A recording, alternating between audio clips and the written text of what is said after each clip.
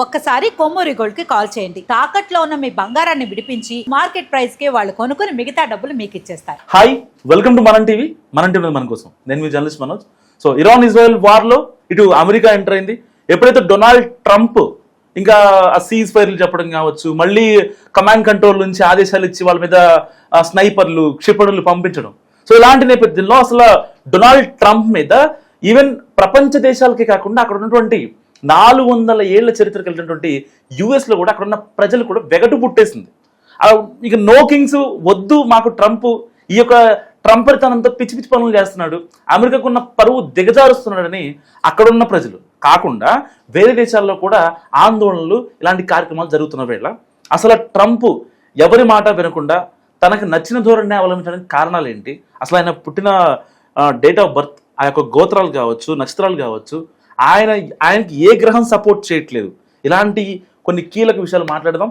మనతో పాటు మనం టీవీ స్టూడియోలో జాయిన్ అయ్యారు ప్రముఖ ఆధ్యాత్మికవేత్త గురునాథ శర్మ గారు. నమస్కారం అండి. నమస్కారం. ఎలా ఉన్నారు సార్? చాలా బాగున్నాను. యా, డొనాల్డ్ ట్రంప్ గురించి మాట్లాడుకోవాలంటే ఈయనకి ఏ గ్రహం సరిగా ఉంది, ఏ గ్రహం సరిగా లేదు. ఎందుకంటే ప్రపంచ దేశాల మీద అసలు ఏదైనా చేయొచ్చు, నేను ఏం చేసినా నాకు చెల్లుతుంది అనే ఒక మైండ్లో డొనాల్డ్ ట్రంప్ ఉన్నాడు ఇవాళ.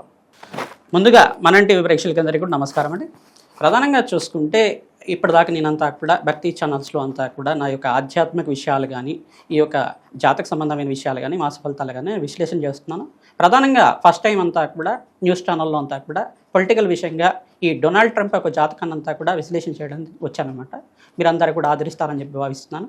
ప్రధానంగా చూసుకుంటే మీరు అడిగిన విధానంగా డొనాల్డ్ ట్రంప్ అనేవాడు ఈ జాతక ప్రభావం వల్ల ఏ గ్రహాల యొక్క ఆధిపత్యంగా ఈ యొక్క మోనోపలి లాగా చేస్తున్నారు, దేశం మీద ఆధిపత్యం తీసుకురావడానికి కానీ, వివిధ దేశాల మీద తన యొక్క మార్క్ అనేది చూపించడానికి, తన మాట వినే విధంగా లొంగ తీసుకోవడానికి కన్నా కానీ ఈ యొక్క గ్రహ ప్రభావం అనేది ఏమవుతుందంటే ఈ జాతకం చూసుకుంటే ప్రధానంగా జ్యేష్ఠ నక్షత్ర జాతకుడు, వృశ్చిక రాశి జాతకుడు. ఈ వృశ్చిక రాశి జాతకుడికి ప్రధానంగా చూసుకుంటే చంద్రుడు నీచ స్థానంలో ఉంటాడు. చంద్రుడు నీచ స్థానంలో ఉంటాడు. ఈయన లగ్నం వచ్చేసి సింహ లగ్నం. ఇది ప్రధానంగా చూసుకుంటే సప్తమాధిపతి శని కారకుడు అవుతాడు. దశమాధిపతి ఏది రాజయోగ కారకుడు అంతా కూడా శుక్రుడు కారకుడు అవుతాడు. ప్రధానంగా చూసుకుంటే బృహస్పతి ఈయనకి బలహీనమైన స్థానంలో ఉండడం వల్ల ఇప్పుడు జరిగేదంతా కూడా బృహస్పతి యొక్క దశ, గురుదశ నడుస్తుంది. అంతర్దశలో అంతా కూడా శుక్రుడి యొక్క అంతర్దశ నడుస్తుంది. ఇప్పుడే ఒక 2 నెలల క్రితమే మనకంతా కూడా ఈ యొక్క శని భగవానుడు అంతా కూడా అంతర్దశలో విదశలో అంతా కూడా ప్రారంభమైంది. శుక్రుడిలో ప్రధానంగా బృహస్పతి యొక్క దశ, అంతర్దశలో శుక్రుడు, తర్వాత శని యొక్క మరి యొక్క అంతర్దశ అనేది నడుస్తుంది అనమాట. విదశలో అనేది నడుస్తుంది. శని ప్రభావం గోచారరీత్యా చూసుకుంటే వృశ్చిక రాశి జాతకులకంతా కూడా చూసుకుంటే ఇక్కడ అంగారకుడు శని కలయిక, సూర్య భగవానుడు శని కలయిక, ఈ చతుర్గ్రహ కూటమి త్రిగ్రహ కూటమి ప్రభావం చూపిస్తుంది. ముందుగా 6 నెలల క్రితం నుంచి ఎప్పుడైతే కనుక కుంభరాశిలో ఈ యొక్క అంగారకుడు ప్రారంభమయ్యాడు, అంగారకుడు షష్టగ్రహ కూటమి, పంచగ్రహ కూటమి అనేది ప్రారంభమైంది, చతుర్గ్రహ కూటమి అనేది ప్రారంభమైంది. దీని ప్రభావం వల్ల రాహు అనేవాడు కుంభరాశిలో సంచారం చేయడం వల్ల గోచారరీత్యా కూడా కాలసర్ప దోషంలో రాహుకేతుల స్తంభంలో గ్రహాలన్నీ ఉండడం వల్ల వివిధ దేశాల మధ్య అంతర్గ్రహ పోరు అనేది జరగడం కానీ, ఆధిపత్య పోరు జరగడం కానీ, ఈ బాంబులు దాడులు జరగడం కానీ జరుగుతుంటాయి.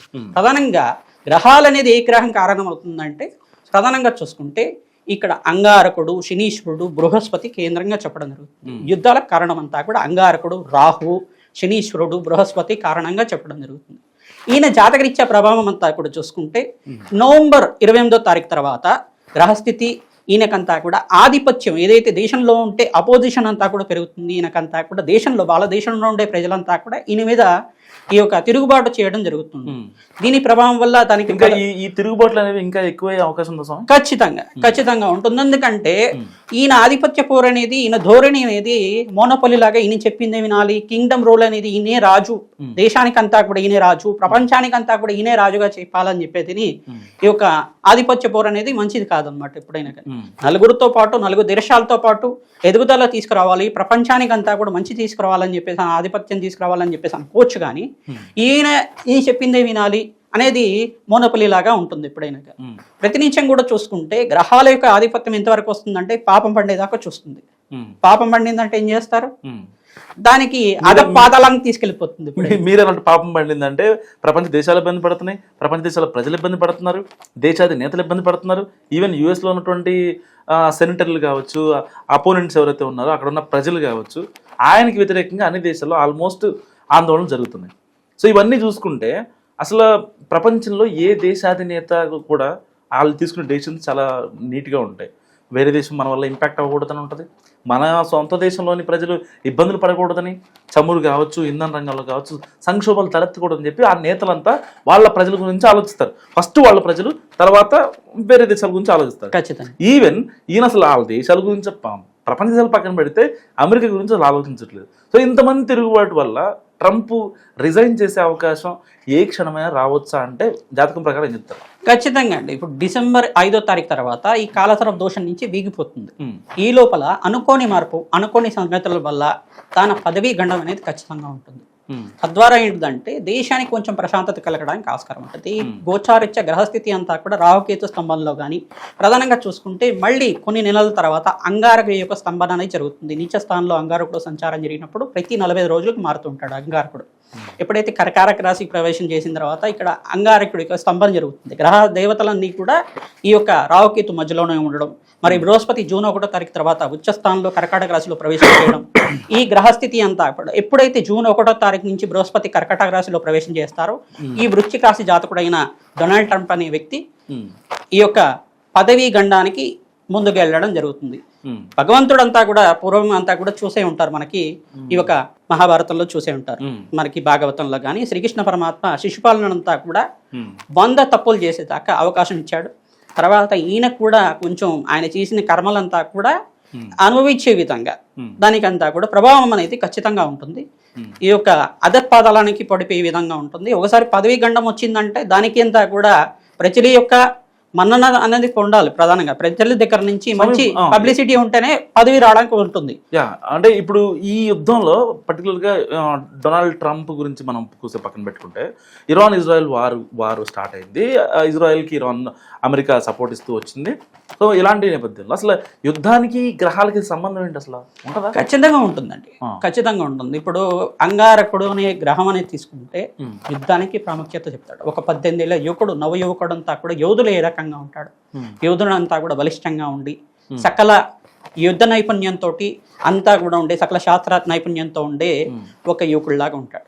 ఈ అంగారకుడు అనేవాడు యుద్ధానికి కారణంగా ఉంటారు. తర్వాత శనీశ్వరుడు, రాహు, బృహస్పతి కారణం అవుతారు. ఈ గోచార చక్రం అంతా కూడా వీళ్ళ మీద ఉంటారు. బృహస్పతి, శనీశ్వరుడు, అంగారకుడు, రాహు, కేతు ఈ గ్రహాల యొక్క సంచారం మేరకే గోచార చక్రం అనాలిసిస్ చేస్తూ ఉంటారు. ఈ గ్రహాల ప్రభావం వల్ల ఎప్పుడైతే రాహుకేతు మధ్యలోనే మిగతా గ్రహాలన్నీ ఉంటాయో ఈ అంగారకుడు నీచ స్థానంలో ఎప్పుడైతే స్తంభన జరుగుతుందో దేశాల్లో, వివిధ దేశాల్లో అంతర్గ్రహ పోలు జరగడం కానీ, వివిధ దేశాల మీద, శత్రు దేశాల మీద దండయాత్ర చేయడం అనేది జరుగుతుంది. ఆధిపత్య పోరనే జరుగుతుంది. కలియుగ ప్రభావం అనేది కూడా ఎప్పుడైనా కానీ ఇంకా ప్రభావాన్ని చూపించట్లేదు. ప్రధానంగా చూసుకుంటే ప్రతి ఒక్క దేశం మీద ఆధిపత్య పోరు, ఆర్థిక వనరుల మీద అయినా కావచ్చు, నిత్యావసర సరుకుల మీద అయినా కావచ్చు, పెట్రోల్ మీద అయినా కావచ్చు, ప్రతి ఒక్క సరుకుల మీద అయినా కావచ్చు, నిత్యావసర వస్తువులు, ప్రజలకు కావాల్సింది ఏంటి, నిత్యావసర వస్తువులు అన్నీ కూడా దాని మీద ఆధిపత్య పోరు అనేది, సుంకాలు ఎక్కువ పెంచడం అనేది కావచ్చు. విదేశంలో స్థిరత్వం కావాలన్నా కానీ ఇప్పటికీ ఉద్యోగాలు లేకుండా చాలా మంది చదువులు అయిపోయినప్పటికీ కూడా ఈ యొక్క వీసాలు అనేది కూడా స్టాంపింగ్ కాకుండా అక్కడనే ఉండే పరిస్థితి కలుగుతుంది వాళ్ళకంతా కూడా. ఇటువంటి ఇబ్బంది నుంచి బయటపడాలన్నా, గ్రహస్థితి మెరుగుపడాలన్నా భగవంతుడి యొక్క ఆశీర్వాదం ఎక్కువగా ఉండాలి. ప్రజలంతా కూడా మీరు ఏమి చేసినా భగవంతుడికంతా కూడా ప్రపంచానికి మంచి జరిగే విధంగా, ప్రపంచానికి శాంతి కలిగే విధంగా వీరంతా కూడా భగవంతుడంతా కూడా మంచి చేయాలి. భగవంతుడంతా కూడా ఈ యొక్క ప్రజలకి మనశ్శాంతి కలిగే విధంగా, ఈ యొక్క ట్రంప్ ఒక బాధల నుంచి బయటపడే విధంగా, అందరికీ ఈ యొక్క మంచి జరిగే విధంగా ఉండాలని చెప్పేసి మీరు కోరుకోవడం వల్ల మీ బాధలు మీ వల్ల ఏంటిదంటే ఎటువంటి కష్టాలు పడుతున్నారు ఇరాన్లో కావచ్చు, ప్రజలంతా కూడా అమాయకులు కూడా చనిపోవడం జరుగుతుంది. అమాయకుల మీద కూడా బాంబులు పడడం జరుగుతుంది. అవును, చాలా మంది చనిపోతున్నారు. అది ఇంకో అమెరికాలో కూడా వివిధ దేశాల నుంచి కావచ్చు, ప్రధానంగా అమెరికాలో కొన్ని రాష్ట్రాల్లో కావచ్చు, ప్రధానంగా చూసుకుంటే ఈ యొక్క వాషింగ్టన్ DC దగ్గర నుంచి కావచ్చు, చికాగో దగ్గర నుంచినే కావచ్చు, కొన్ని రాష్ట్రాల్లో ప్రజలంతా కూడా ఈ ట్రంప్ అనే నోకింగ్ రూల్ అని చెప్పేసి, నోకింగ్ స్లోగన్ అని చెప్పేసి అందరు కూడా అపోజింగ్ అనేది చేస్తున్నారు ట్రంప్ మీదనే. వాళ్ళ దేశంలో వాళ్ళకి అపోజింగ్ ఉంది. దీని మీద ప్రభావం అంతా కూడా నవంబర్ 28వ తారీఖు తర్వాత వాళ్ళకి జరిగే అంతరంగా జరిగే కొన్ని సెనేటర్ పోస్టెస్ అనేది ఉంటాయి, కొన్ని పదవుల కోసం ఎన్నికలు జరుగుతూ ఉంటాయి. ఆ ఎన్నికల్లో కూడా ఈయన ఆధిపత్యం అనేది లేకపోతే, ఆధిపత్యం అనేది డౌన్ అయితే కనుక ఖచ్చితంగా ఈయన అంతకంటే డౌన్ ఫాల్ స్టార్ట్ అవుతుంది. ఖచ్చితంగా ఈయన పదవీ గండం అనేది ఈ డిసెంబర్ 5వ తారీఖు లోపల ఈయనకంతా కూడా చూపిస్తుంది, గ్రహ ప్రభావం అనేది చూపిస్తుంది. సో ఫైనల్గా ఈ యుద్ధం ఎఫెక్ట్ భారతదేశం మీద ఉండే అవకాశం ఉంటుంది అంటారా?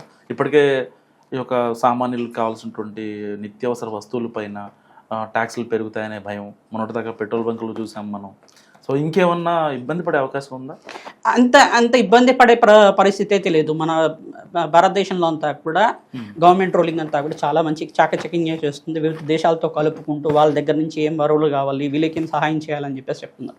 వివిధ దేశాల్లో ఎటువంటి ఇబ్బందిని వచ్చినప్పటికి కూడా పెట్రోల్ దగ్గర నుంచి మనకు రావాల్సిన షిప్నీలు కానీ అన్నీ కూడా, షిప్స్ అని కూడా, పెద్ద పెద్ద నౌకలన్నీ కూడా మనకి రావడం జరుగుతుంది. ఒక 2 రోజులు 3 రోజులు ఇబ్బంది పడినప్పటికి కూడా వారం రోజుల లోపల దాని దగ్గర నుంచి రావడం కానీ జరుగుతుంది.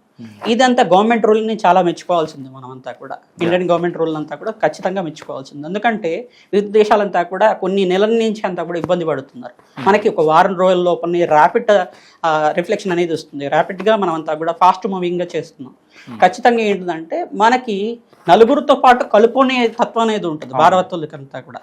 ఇక్కడ చూసుకుంటే ఆధిపత్య పోరు, నేను చెప్పిందే వినాలి, నేను చెప్పిందే చెయ్యాలి, నేను చెప్పిందే కరెక్ట్ అనే విధానం అనేది ఖచ్చితంగా ఎవరు కూడా సమ్మతించేది కాదమ్మా. Right, thank you sir. So ఇది గురునాథ్ శర్మ గారి అనాలిసిస్. మీరేమనుకుంటున్నారు? మరి ట్రంప్ రిజైన్ చేస్తాడా, చేపిస్తారా? మస్తుగా కామెంట్ చేసి ప్రయత్నించండి. చూస్తూనే ఉండండి మనం టీవీ.